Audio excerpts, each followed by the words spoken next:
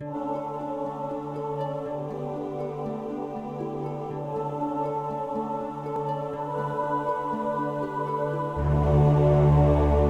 to this presentation of Human Life International. The following talk is entitled Nourishment of the Soul and is the last of 4 talks given by Father Shannon Boquet at St. Andrew's Catholic Church in Sumner, Washington in October 2013. To order copies of this talk, as well as other pro-life and pro-family materials, or to learn more about the mission of HLI, please visit our website at www.hli.org. You may also call us at 1-800-549-5433. That's 1-800-549-LIFE. Now let's proceed to our feature presentation. Good evening. A word of welcome to each of you again this blessed night.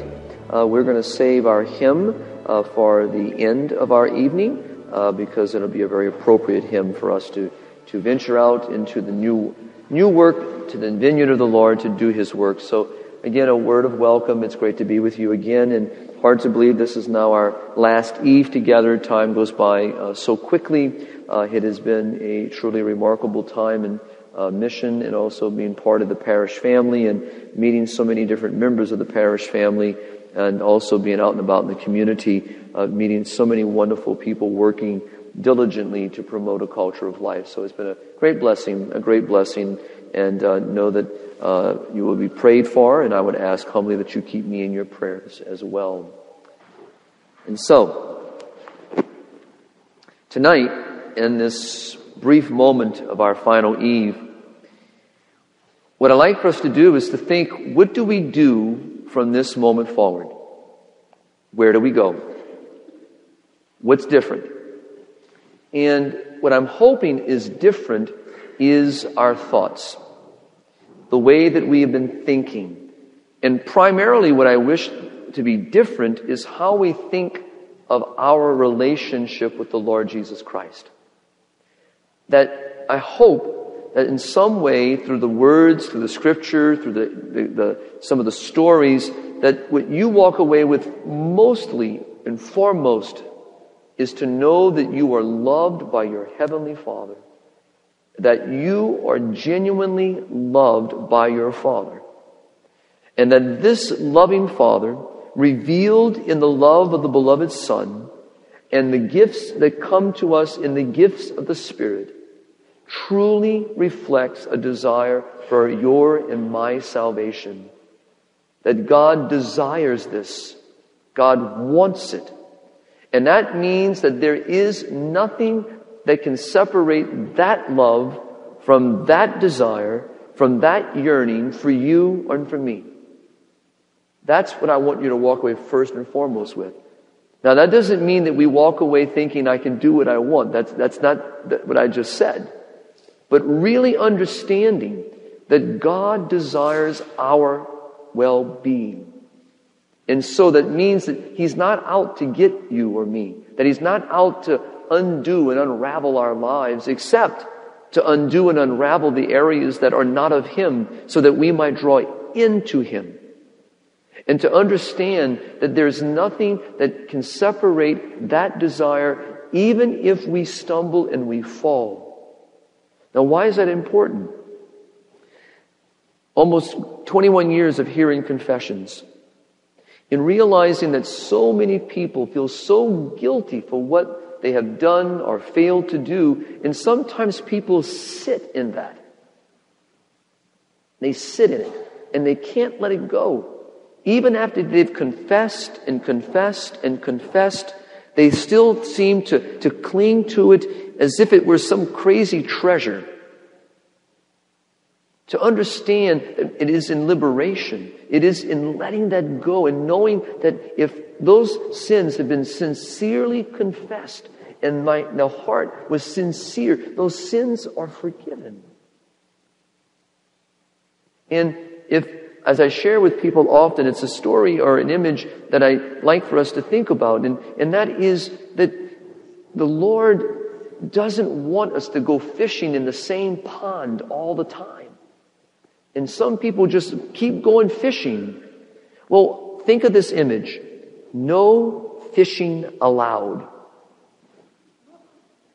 Meaning, you can't keep going back to it.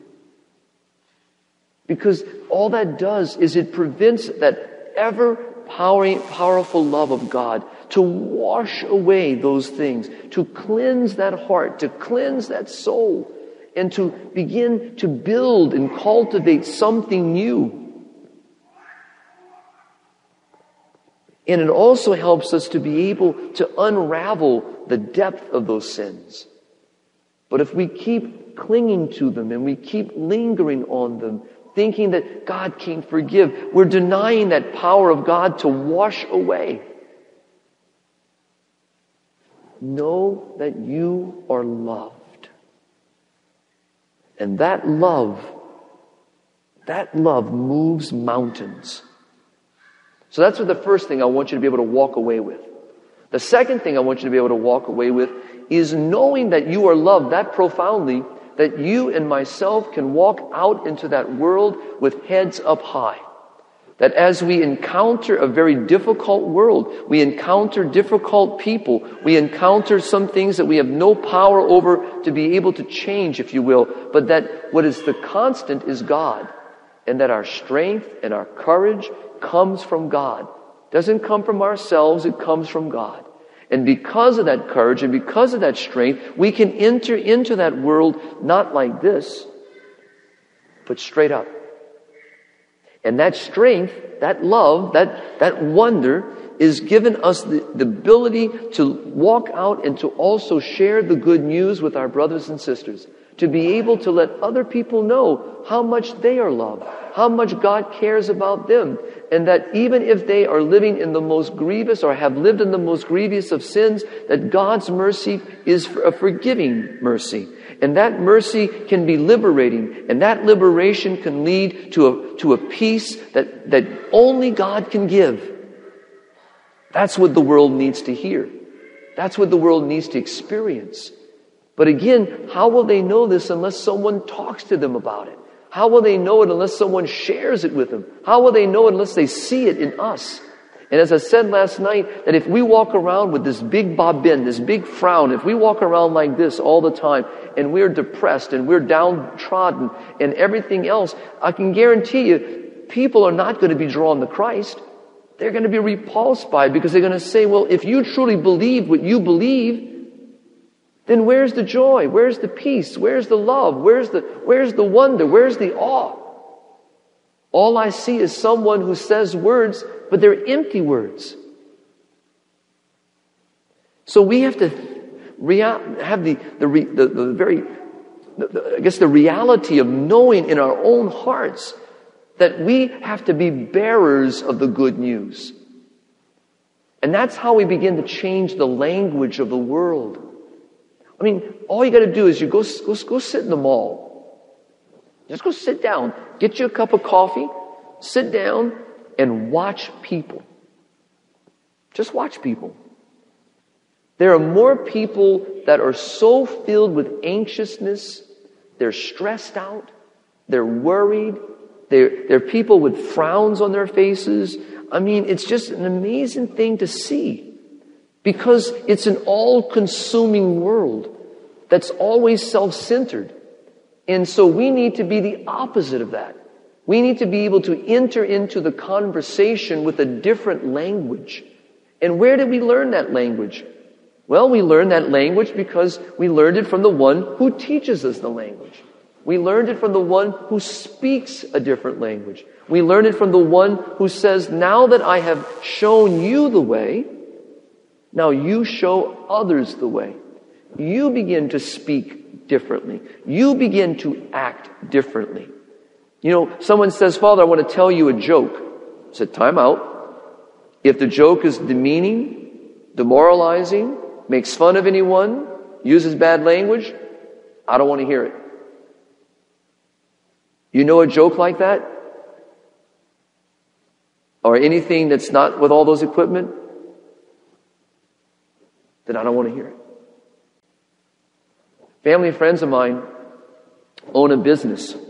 And when I go home, I try to stop in to say hello. And so it's a big machine shop.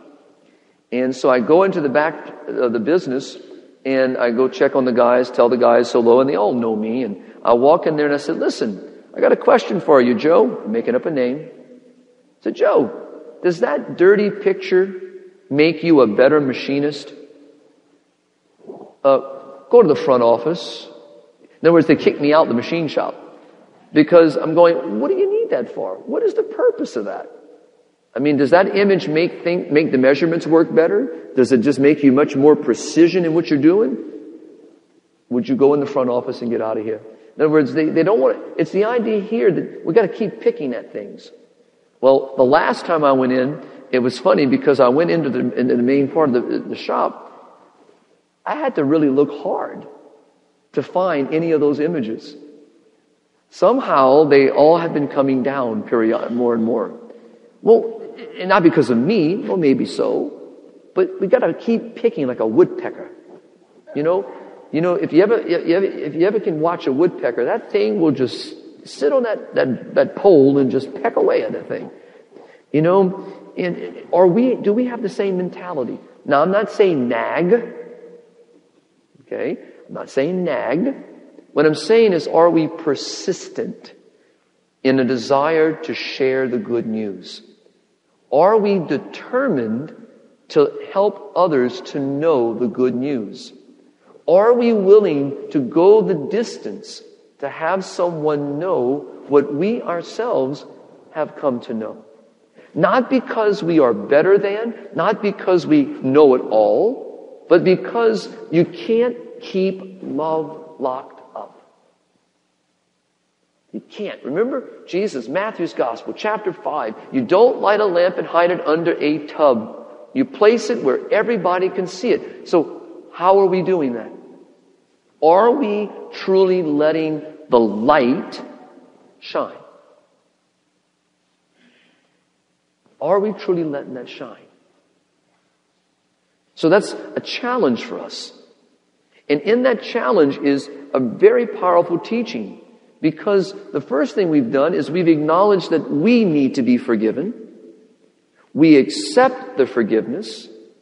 And then because we have been forgiven, we've accepted that forgiveness of the Father. And now we go out and we share the forgiving love of the Father with our brothers and sisters, and we practice what we preach. That's how we change the language. Changing the language is not going to be an easy task, because people have become accustomed. You know, the idea here is people have become accustomed to be, they expect people to be rude. They expect people to be, in a sense of unkind to them. People have kind of grown accustomed to it. So they don't even acknowledge the fact that they themselves are perpetuating the problem. They don't even see it. They've just become part of the issue. I mean, all you got to do is think about it. People do routines. We get caught up in them. So that means we have to be conscious of what we're doing. Let me give you an example. In certain parts of the country, maybe here, you have full-time attendants that pump fuel into cars. Remember, we had called them full-service gas stations. They exist in other parts of the country because it's illegal because of fuel laws and not having fuel fall on the ground and so forth. Now, it's fun when you go in those places. You put down the window and you say, "Would you please fill her up, please?" There's nothing back. So one day I got out the car. I remember this. It was in New Jersey. Got out the car and the guy kind of looked at me and said, "Where are you going?" "Well, I was just going to come chat with you while you're doing this."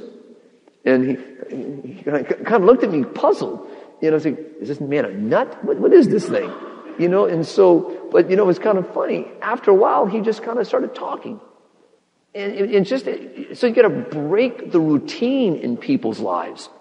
And you got to know holy prudence. I mean, I'm not saying go tomorrow and just, sit down by a complete stranger. They're going to call the police on you. All right? But just think, how can you be different in the engagement in the conversation? Thank the cashier. Be grateful. Have a good day. Just common courtesies is a way to start changing the language. And the way to cultivate a language means we have to cultivate it. You got to break down the chunks of dirt that have been built up. You got to break down all those clumps and make that soil where it's now fertile, where it's capable of receiving the seed. And that's going to take due diligence. It's going to take a lot of effort. And it's going to take a consistency. And it's going to take, in many cases, you're only going to have that one moment with that individual. Or it may be a colleague at work. It may be, a family member. It could be a dear friend. It could be someone that, that you see all the time. So you got to know who you're talking to. You have to know who you're dealing with. But the idea here is, what do we reflect to them? And it's funny. I was working as vicar for priest, and before I went to HLI, I remember, and God rest his soul, an older priest, when he was being removed from full-time active ministry, and the bishop had made a decision, and I was part of the decision-making, in the sense of my job was to go in and deal with the after effect. So I show up at this priest's home to check on him, and I walk in, and a shoe gets thrown at me. So I duck and miss the first shoe. And so I kind of peer back into the room, and the second shoe flies. And then I realize, well, he's only got 2 shoes because he only has 2 feet. So I should be pretty good. So I walk in the room and I said, what in the world is the idea of throwing those shoes at me? It's all your fault. I said, do you see a pectoral cross on me? Do I wear a mitre? Oh, no. I said, then stop blaming me. Sit down and be quiet, and let's talk about this. And so sometimes you just gotta confront the situation too, but you have to know who you're dealing with, okay? And so these are very important things. But why don't we start under our own roof? Start at your own home. Think about, how do you treat the people under your own roof? How do you respond to them? How do you respond to the situations in your home? When the kids don't do certain things that you ask them to do, how do you respond?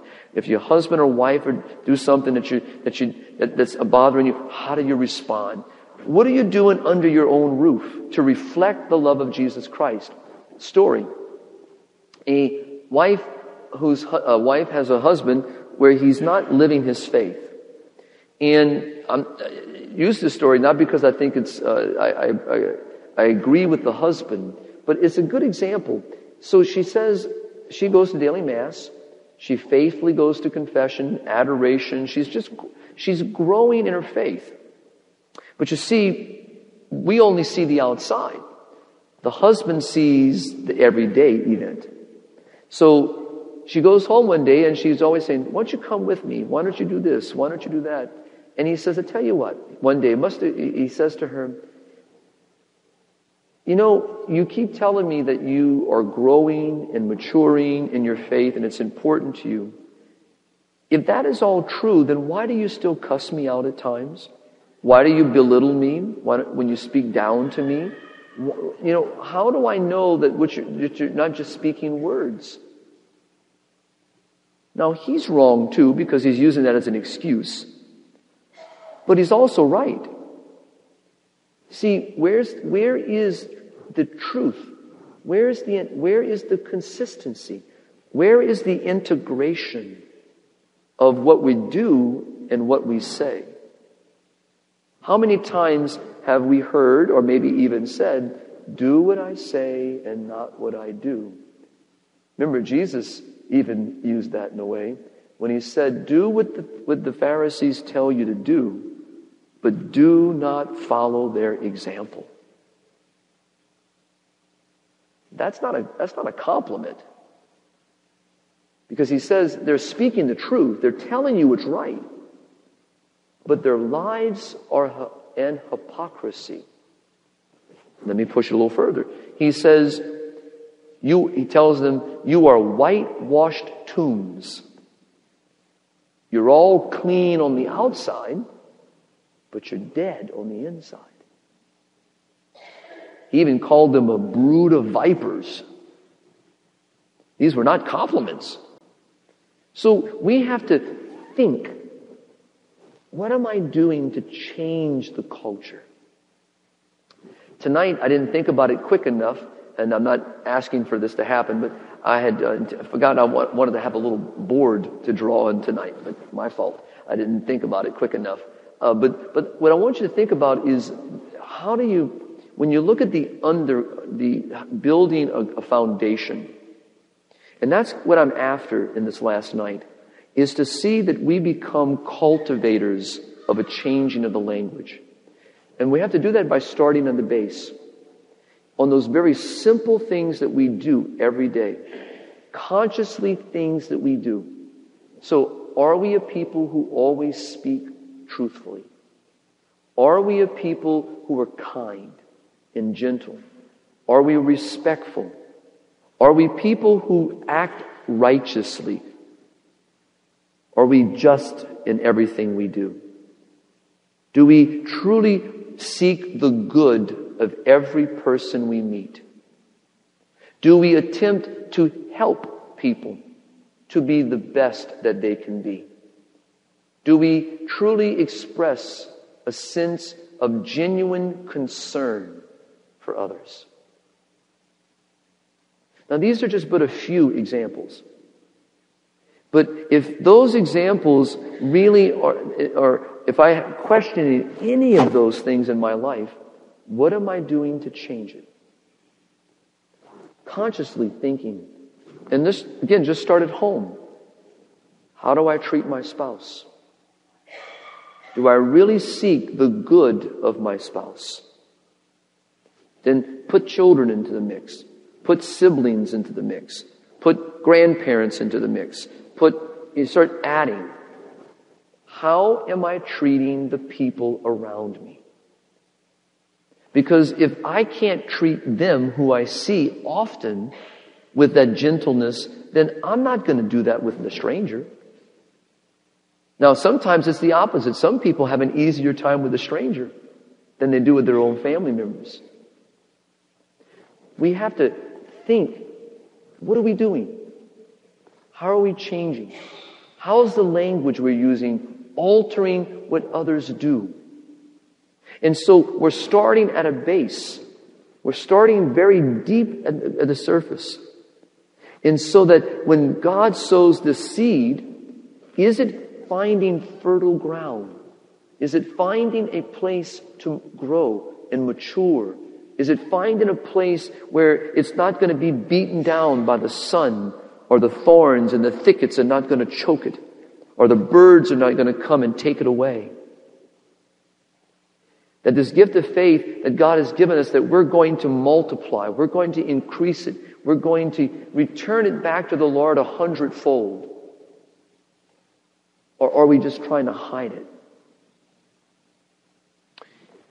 Again, not by a show of hands, but, when you're out and about for dinner or for lunch or, out for lunch, for these meals, do you consciously pray a prayer of thanksgiving? Now, I like to watch people, okay? I should have been a sociologist in many ways because I enjoy watching people. And I've been in restaurants that I know the majority of the people in the restaurant, okay? So I know all the Catholics in those restaurants when I'm at home. So everyone sits down for their meal. You watch people? Okay, we're going to pray. It's almost like it's going to be hidden. They're afraid to publicly pray. And it's funny because I can have a table of 16 people and I'm going to lead the prayer, and guess what? There may be 50 people in the restaurant, and guess what? They're all going to hear the prayer. So guess what? All the people are praying, consciously or unconsciously, but they're praying. But watch people. Some people just dive right into the meal. I love catching friends when it's time to eat dinner. Because one good friend of mine, I always catch him with food in his mouth. I mean, and you would think after 21 years of knowing me that we're going to pray before we eat. And I'm telling you, 99% of the time I catch him, chip, something's in the mouth, and you go, oh, name of all of a sudden. And it's funny because he's a good soul, good husband. It's just that we get, what are we doing publicly? What are we doing? And we're not doing it because we don't want people to see how long our phylacteries are. We're not looking to be the number one person in the front pew. We're not looking for the glory. We're looking to give glory. We're looking to give praise. We're looking to do something to show that God is alive and well in my life and in the world. It's just, again, changing vocabulary. And so the same thing. So when someone says, can I tell you something that I heard today? Good, time out. Is it the truth? Well, I think it is. Well, if you think it is, then I don't want to hear it. Because you're not sure. That's called gossip. I don't want to hear it. And they say, well, so-and-so told me. I said, well, that only makes it more real. It's gossip. How do you stop the conversation? Now, that may mean that you're going to have fewer friends. All right? And why? Because you're not going to do what everybody else does. We have to change the routine. We got to change what we do. We have to be conscious of a change of life. Because we can't say, Lord, I love you, I love you, I love you, and then go out and do things that are contrary to that love. We can't say, Lord, we want to change the culture, but then we do what the culture does. We have to change it by our lives being changed. And where are our lives changed? Are changed because we have been given a gift. And this gift is meant to be given to the whole world. It's meant to be shared. And it's just thinking, when I would do retreats for, whether it be for adults or young adults, when I would do these retreats, I always would stand at the door when we began the journey for the first evening with a big box. Okay, cell phones. Say goodbye to them because you're not going to see them for 4 days. Here you go, put them in here. You would think I was asking for their lungs. How can I have it back tonight? No. You don't need this, do you? You're on retreat. You're supposed to be stepping out of. It's amazing to watch. And it's kind of fun because you get a knock on the door. Father, do you think I can call my wife? Does your wife know where you are? Yes. Good. She knows the phone number to the retreat house. If there's a problem, she can call you. No, you can't have your phone.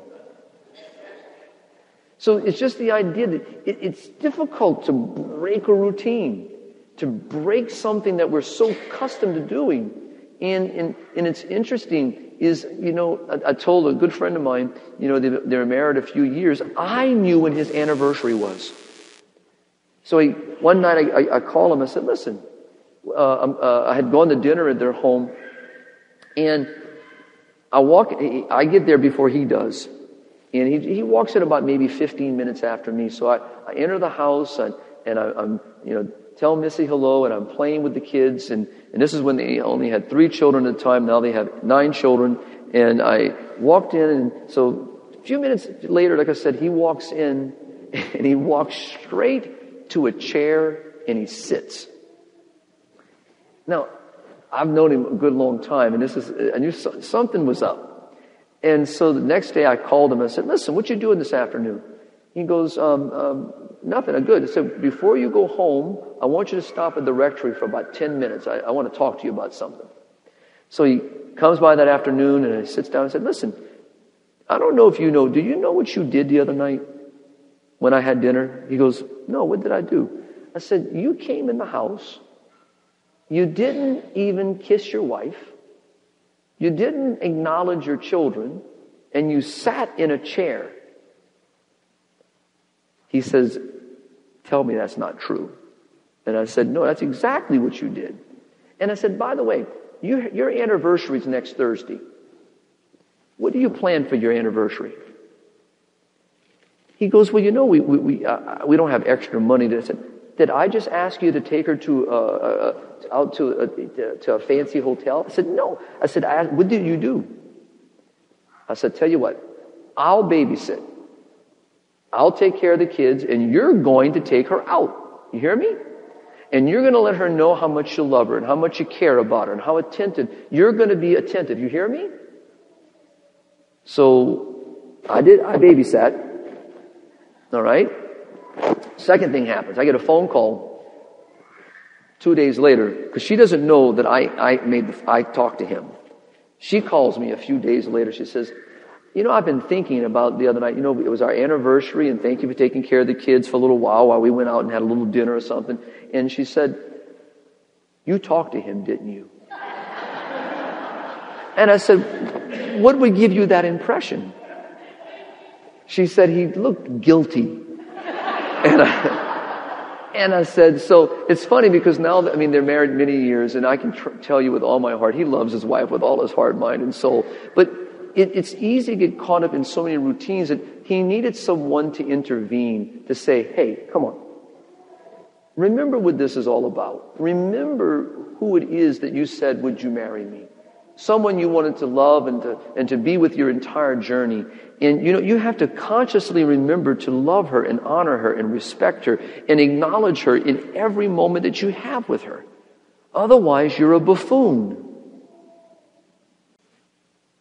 And we need to think, how am I really conscious of what I do? So that I can truly inaugurate a change. A change. And this is what I was hoping these days would be for those of us who came together. Because this is just a little moment of intervention. It's a moment that you took to step out of the ordinary routines of your week, to take a few hours of your time to spend with the Lord, to have someone do basically spiritual direction. Someone to intervene with some thoughts, some little humor, some scriptures, some stories, to kind of reawaken in us what our lives are really all about. And a chance to really hear someone outside of ourselves say, this you're doing great, here we're doing poor. Someone to come and say, hey, did you think about it this way? Someone to kind of shake the cage a little bit. And what I want us to do is we need saints. Okay? We need people to be the saints that truly live out that faith today. And so I want you to think of Joan of Arc, for example. Joan of Arc was called by God for a purpose and a mission. To the world, she became a fool. To many people in the world, they thought she was completely crazy. Even to the church. But eventually, that all changed. And so we have to be willing to do what is a little different when it's the right thing to do. It's so, to me, it's how we begin to change what everybody is used to. And it's funny, it's a sad place today. Because these are examples of what sin has done. I grew up, in a place where the priests were typically in our homes. I knew all the priests of my youth.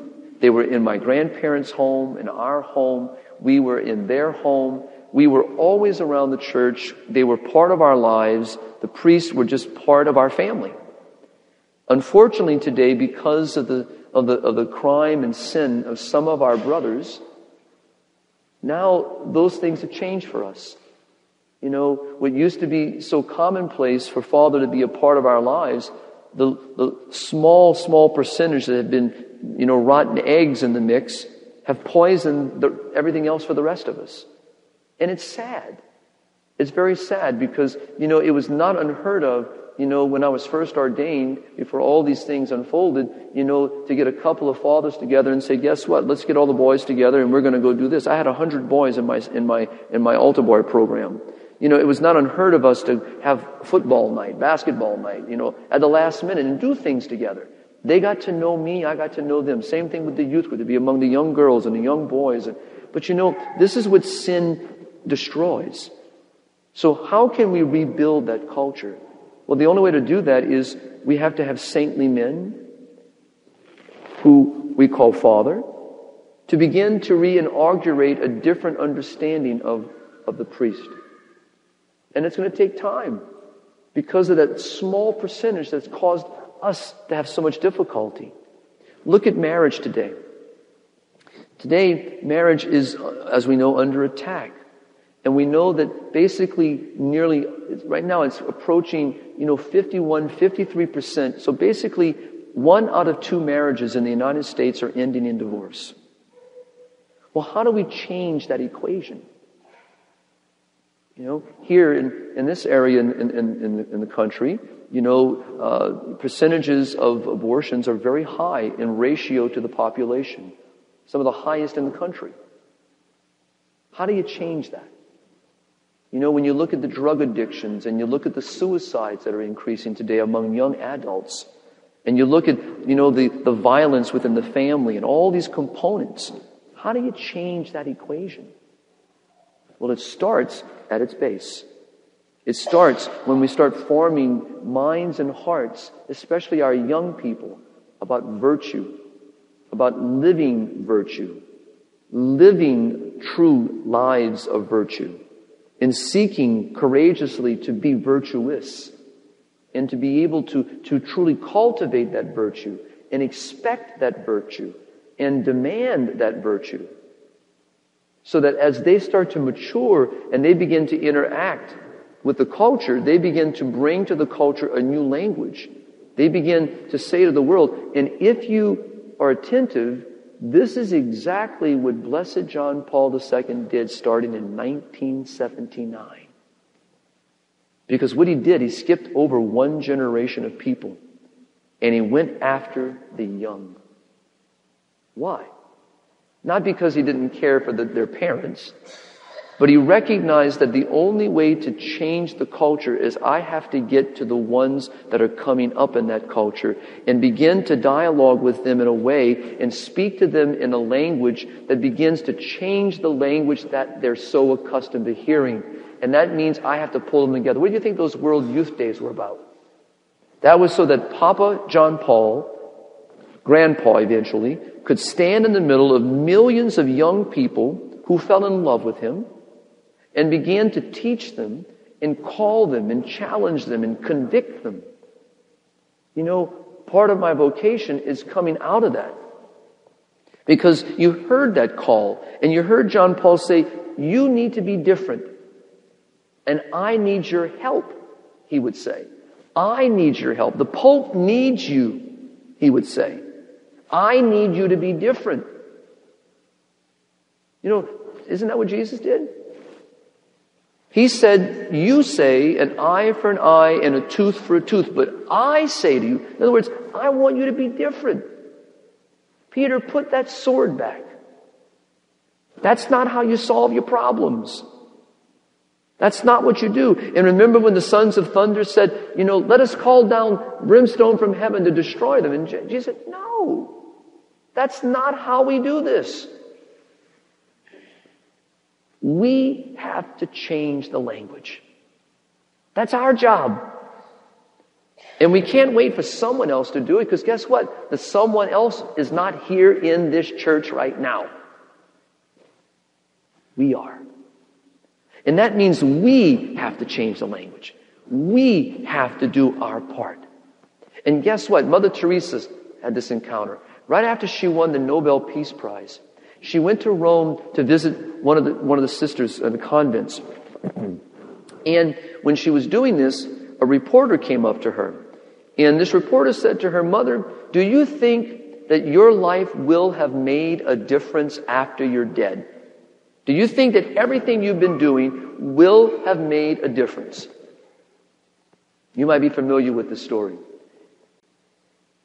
Now, the people around this were appalled at this reporter's question. Not Mother. You remember, Mother was very petite. And she looked up and she said, I never said I was out to change the world. She said, all I ever wanted to be was one drop of God's pure love in God's mighty ocean. One drop. She said, but if you join me, pointing to him, there could be 2 drops. Are you married? Yes, Mother. Well, then if you tell your wife, there could be 3 drops. Children? Yes, Mother, we have 3. Well, there could be 6 drops. It convicted him. And it converted him. You see, we have to have the same determination. Another little funny story about Mother. I don't know we have much time left, but it's funny. It's she'd gone to it was Boston, and she wanted 2 houses in a very, very upscale neighborhood for the for poor and especially for women with their children who had been abandoned by their husbands. And the houses were split by one other house, and they were big, big homes. And she knew the mayor, so she went unexpectedly to the mayor's office, City Hall, and unannounced came in, and mayor was known to be well-known Catholic, and so she enters in. Oh, Mother, what are you doing here? What can I do for you? So, long story short, she said, I'm telling you the short end of the story. She says, I want the 2 houses, and she named where they were, because I know that they're now owned by the city, and I want them. Mother, I can't give those to you. I'm the mayor, but I can't do that. I mean, I can call some friends, and maybe we can raise the money to buy one. No, I don't want one. I want both of them. I want both of those houses. Mother, I just can't do it. So it went back and forth, and they back and forth. And finally, they didn't come to any resolution. So the mayor thought. So out the door they go, down the hall. Hey, Mother. Everyone telling her hello. She's smiling.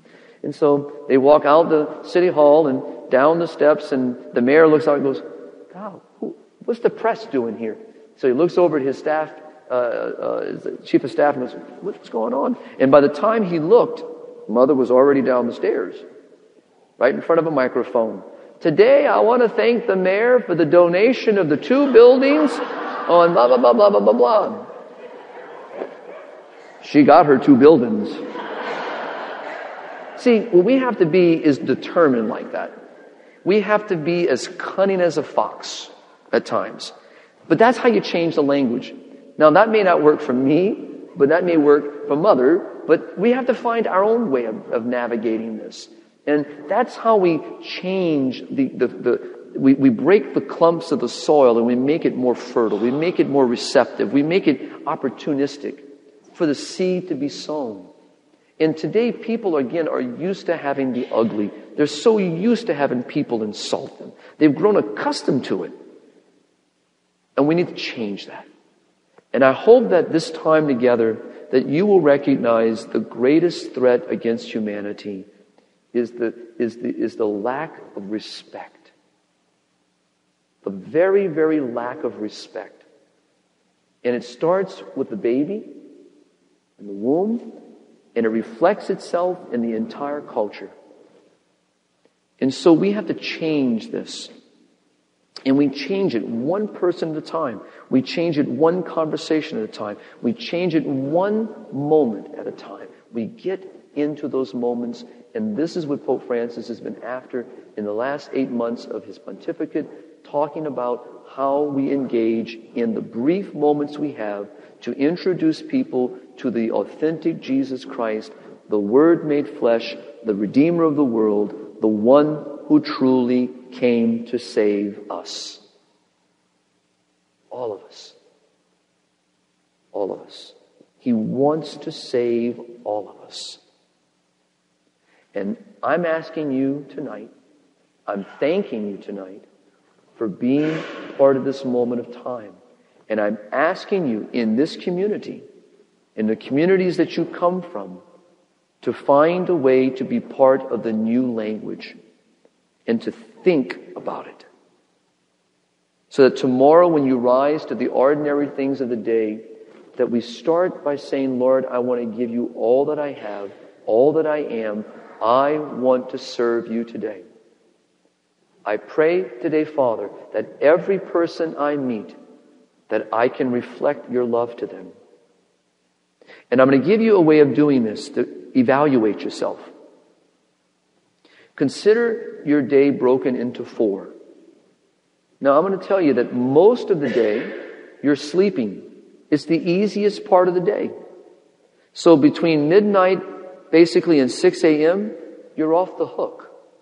You're sleeping. So it's easy. You get an A+ for that time period. From 6 a.m. to 12 noon. So if you begin your day, whatever time that frame you get up in the morning, and you begin by thanking God. Thank Him. Thank Him. Praise Him for the gift of the breath of life. At noon, stop for a moment. Evaluate your day. How did you do? Be honest.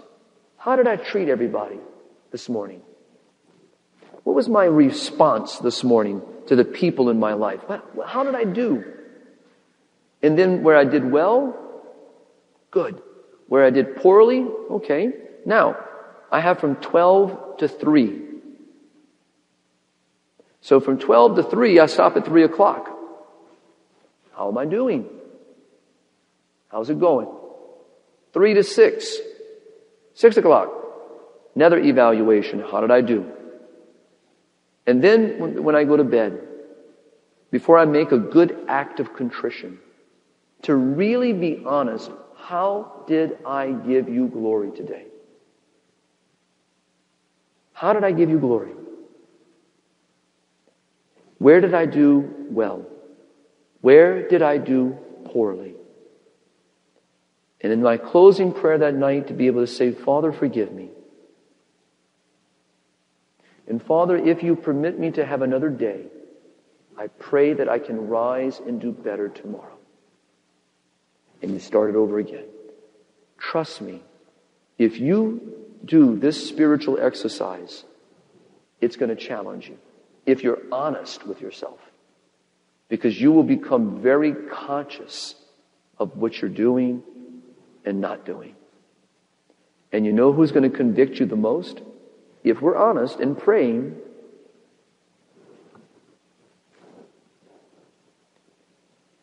because we're going to be listening. So tonight, as a way of pulling it all together finally, is to remember that we are part of God's work. We are part of His mission to save. We cannot sit on the sidelines. We cannot be indifferent. We must be part and actively participating in the mission. Age is no excuse. Intellect, no excuse. There are no excuses. Every one of us. And lastly, is get someone else involved with you. Find a fellow companion that will share in your mission, the mission of God. Be it your spouse, be it your children. Find someone that becomes the companion. And then once you have that companion, find another one. Find another one. Keep adding to the family. If you know someone that stopped going to Mass, make that person your prayer. Make that person your effort. Not nag them, but pray them back into the church. If there is an elderly person that the world has forgotten, attempt to make that person part of your journey. Somehow, maybe, think of them. What can you do for them? In other words, I'm trying to get you to think how we can do these things. I don't know your day. I don't know exactly your routines. You do. How can you incorporate others into the equation? And that's where you start changing a culture. Okay? So again, I thank you, I praise you, and I give glory to God for all the time and for everyone who took time this week to be with me and us to be together. I thank Father for the invitation and for the opportunity to be with you, for the opportunity to preach the masses and to be with you on the days. And also I thank Julie and many others that if I try to name everybody, I know I'm going to miss someone, so I'm not going to give it a full shot.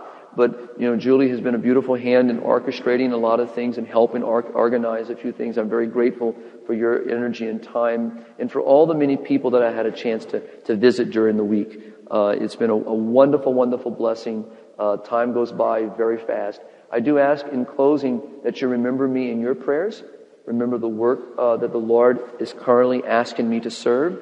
I travel a good bit. And because of that, I ask that you pray for protection in the travel and also for the Lord to give me the words that I need to speak on His behalf.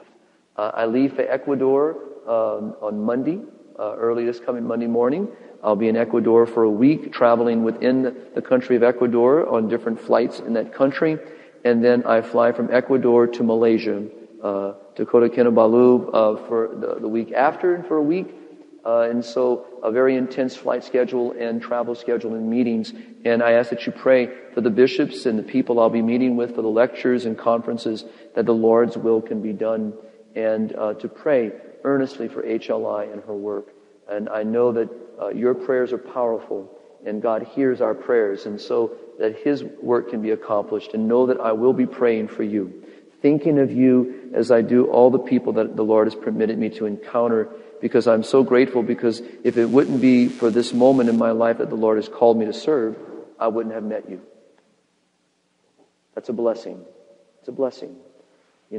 Outside of maybe learning about Sumner Ski Resort, why would I have come to Sumner? I don't know. But the Lord decided He brought me here. And so, as He's doing in so many other ways, He's bringing me in places my little mind never thought I ever would see. But it's amazing. And meeting people like you around the world tells me we're not alone. There are people just like us trying to change the language and breathe a different kind of air and expel a different kind of air into the world. And that gives me hope. And it gives me a sense of assurance. Because one, God is in charge. Two, that people who love the Lord will always make a difference in the world. Don't be afraid. Do not be afraid. Never be afraid. God bless. We hope you've enjoyed this presentation of Human Life International. For more information about HLI's mission, please see our website at www.hli.org. That's www.hli.org. Those listeners who wish to order more copies of this recording or other pro-life materials can call us at 1-800-549-LIFE. That's 1-800-549-LIFE.